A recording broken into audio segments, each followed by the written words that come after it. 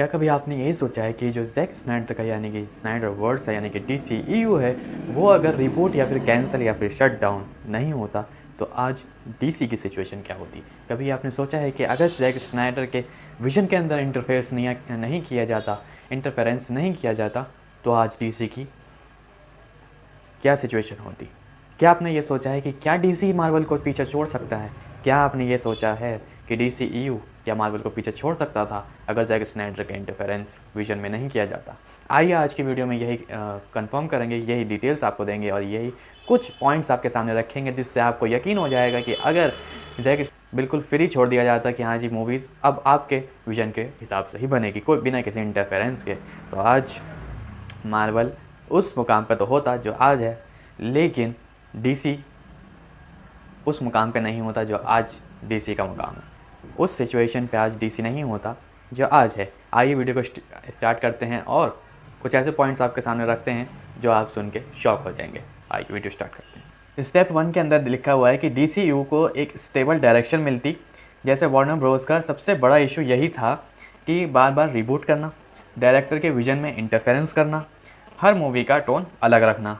यानी कि कोई मूवी जैसे मैन ऑफ स्टील आई थी वो डार्क टोन के अंदर थी और एक जो हैवी जो मूवी होती है उसके अंदर थी, और उसके बाद कुछ मूवीज़ के बाद जो है इंटरफेरेंस हुआ और जैसे कि आप देखते हैं कि सुसाइड स्क्वाड थी या फिर फ्लैश जैसी फिल्म आई थी वो बिल्कुल अलग थी, बिल्कुल जैक स्नाइडर के विजन से चेंज।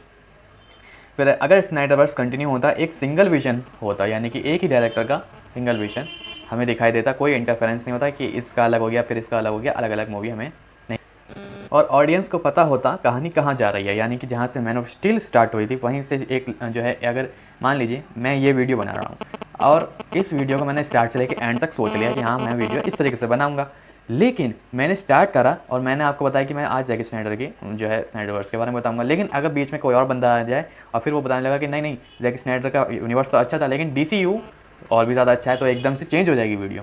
तो इसी तरीके से जो मैन ऑफ स्टील स्टार्ट हुई थी उसके बीच में इंटरफेरेंस कर दिया और अलग डायरेक्टर या फिर अलग टोन के हिसाब से मूवीज़ स्टार्ट हो गई। फिर मार्वल की तरह एक प्रॉपर मल्टीफेज प्लान होता है, यानी कि एक जो प्लान है मार्वल की तरह वो मिल जाता है डीसीईयू को। ठीक है, अब हम अगले पॉइंट पर आते हैं।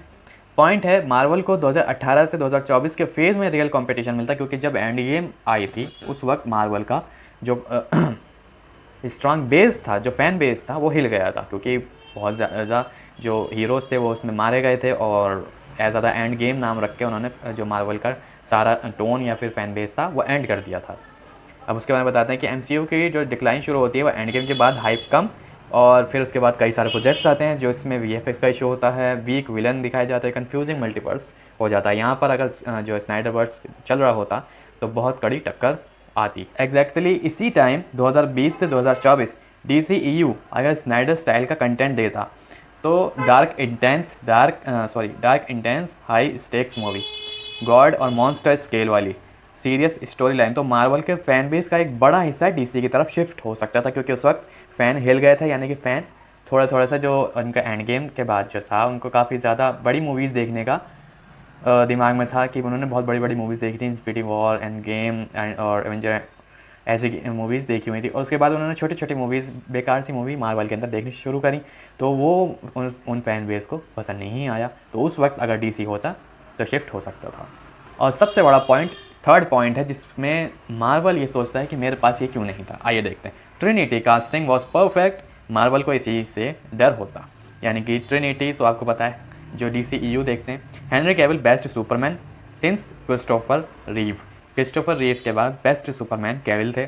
मार्वल के पास कोई ऐसा गॉड टियर हीरो नहीं जिसे लोग इतना सीरियसली लें। सुपरमैन हेनरी कैविल को भाई बहुत सीरियसली लिया जाता है। Ben Affleck the most comic accurate Batman on screen, यानी कि सबसे ज़्यादा एक्यूरेट बैटमैन था बेन एफ्लेक, कॉमिक के एक्यूरेट। एफ्लेक जो थे वो ब्रूटल, स्किल्ड और मैच्योर और लेजेंडरी सूट प्लस एक्शन, उनके अंदर ये खूबियाँ थी।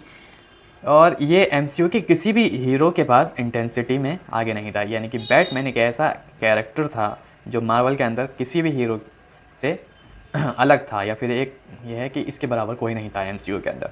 तीसरे नंबर पर आती हैं गैल गैडोट, यानी कि वंडर वुमेन। वंडर वुमेन 2017 की सक्सेस जो थी वो प्रूव करती है कि सबसे बेहतरीन वंडर वुमेन यही थी। वंडर वुमन 2017 ने दुनिया भर में हाइप बनाया जो मार्वल फीमेल हीरोज़ क्रॉसओवर नहीं कर पाए। अगर ये ट्रायो कंटिन्यू करता DCEU का फैन बेस इंसेन लेवल पर ग्रो होता, यानी कि सुपरमैन, बैटमैन और वंडर वुमन अगर ये टीम अप आगे चलती और इसको एक परफेक्ट विजन मिलता तो आज मार्वल इस ट्रिनिटी का जो है कोई भी कंपटीशन नहीं ला सकता था। यहाँ पर आता है चौथा पॉइंट जो है स्नाइडर के फ्यूचर प्लान्स मार्वल से ज़्यादा एपिक होते हैं, यानी कि जो स्नाइडर ने प्लान्स बनाए थे वो मार्वल से कहीं ज़्यादा स्पेशल और बड़े हो सकते थे। कंफर्म जो थे प्लान्स वो आपको बताते हैं, शायद आपने सुने हो या नहीं। अगर जैक स्नाइडर होते तो वो उनके प्लान्स ये थे: Darkseid as ultimate Thanos level villain, यानी कि थेनोस के लेवल का विलन डार्कसीड को बनाया जाता। ईवल सुपरमैन आर्क, यानी कि एक बैड सुपरमैन भी उनके प्लान में था। नाइटमेयर यूनिवर्स, उसका भी एक यूनिवर्स इनके प्लान में था। जस्टिस लीग पार्ट 2 और 3, ये तो सबको पता है कि पार्ट 2 और पार्ट 3 उनके प्लान में थी। बैटमैन वर्सेस डेथ स्ट्रोक, ये बहुत स्ट्रॉन्ग प्लान था। Flash time travel war, time travel की वॉर जो है मूवी बनती फ्लैश की। Full on apocalyptic saga, Marvel multiverse के मैच से बेटर और क्लियर होता है one universe, one war, one god level villain Darkseid, यानी कि एक विलन को रखते सामने डार्कसीड और फिर उसके साथ ही पूरी वॉर बनती रहती है। यानी कि मार्वल की तरह अलग अलग विलन्स, अलग अलग मूवीज़ नहीं आती, बल्कि एक विलन रख के उसके ऊपर ही कई सारी मूवीज़ बनती रहती और जो है जस्टिस लीग वगैरह जाके वो पूरी होती। ये story line global pop culture storm बन सकती थी, यानी कि बहुत बड़ा जो है ग्लोबल बन सकती थी ये मूवीज़ अगर ये स्टोरी लाइन होती तो। आखिरी और last point 5, box office reality. DCEU already Marvel को हिट कर रहा था। स्नाइडर के एरा के time Aquaman made 1.1 billion. Marvel की कोई भी सोलो मूवी सिर्फ स्पाइडरमैन या आयरन मैन इसके लेवल थी। Wonder woman 2017 was a phenomenon. Batman versus Superman despite bad reviews made 873 million. मतलब यहाँ पर यह है कि जो बैटमैन वर्सेस सुपरमैन आई थी उसमें उस मूवी को बहुत ही ज़्यादा बैड रिव्यूज़ मिले थे, लेकिन फिर भी उसे 800 मिलियन से 850 मिलियन से ज़्यादा का कलेक्शन हुआ था। और अगर अच्छे रिव्यूज़ होते तो वो कहाँ पहुँचती।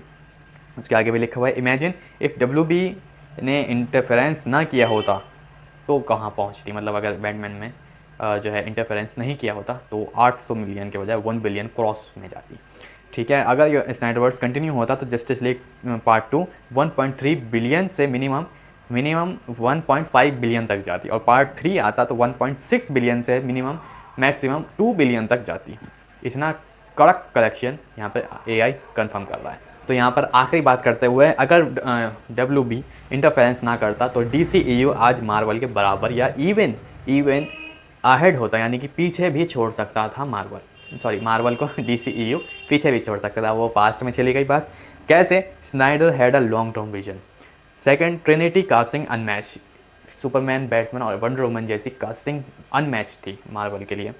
ऐसी कास्ट नहीं बनाई थी मार्वल ने अभी तक। Third, DC tone unique and powerful.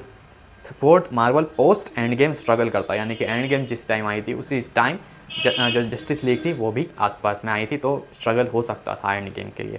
डार्कसीड saga, multiverse saga, यानी कि जो 3 मूवीज़ थी डार्कसीड की वो बहुत तगड़ा कलेक्शन सामने लेकर आती और बहुत तगड़ा फैन बेस को भी शिफ्ट कर सकती थी मार्वल से। मार्वल को 2 जगह सबसे ज़्यादा डर होता, ban Affleck versus death stroke movie. ये मूवी बहुत कुछ कर सकती थी, code destroy captain America hype. Captain America की हाइप को डिस्ट्रॉय कर सकती थी। AI कंफर्म कर रहा है ये बात को कि ban Affleck versus death stroke movie आती तो कैप्टन अमेरिका की हाइप डिस्ट्रॉय हो सकती थी। जस्टिस लीग के सीक्वल थैनोस लेवल स्टफ को 10 स्केल पे ले जाती, यानी कि 10 गुना ज़्यादा बड़ा थैनोस से लेवल जस्टिस लीग सीक्वल होता, यानी कि डार्कसीड 10 गुना ज़्यादा बड़ा विलन हो सकता था। तो यहाँ पर मैंने आपको 5 पॉइंट्स बताए जिसमें आपको समझ में आ रहा होगा कि स्नाइडरवर्स कितना इंपॉर्टेंट हो सकता था DCEU के लिए, और DCEU अगर एक विजन के अंदर चलता तो कहाँ पहुँच सकता था, जो कहाँ पहुँच गया। तो आज की वीडियो में आपको समझ में आ गया होगा कि मार्वल को भी टक्कर दी जा सकती थी और मार्वल को भी पीछे छोड़ा जा सकता था। 5 पॉइंट के अंदर आपको कौन सा पॉइंट ज़्यादा बढ़िया लगा, या फिर आप सोचते हैं कि इन पॉइंट से अलग भी कोई पॉइंट होना चाहिए था, या फिर कोई आप सोचते हैं कि शायद ये वाली वजह ज़्यादा अहम हो सकती थी MCU को पीछे छोड़ने के लिए। आप क्या सोचते हैं, और स्नाइडरवर्स क्या वापस आ सकता है या नहीं? ऊपर आई बटन में आपको वीडियो मिल जाएगी और वीडियोस चेकआउट कर सकते हैं हमारे चैनल पर, जिसमें मैंने कई सारी ऐसी वीडियोस जैक स्नाइडर पर बनाई हुई हैं। तो वीडियो पसंद आई हो तो लाइक करके चैनल को सब्सक्राइब कर लेना और कमेंट करके ज़रूर बता देना कैसी वीडियो लगी।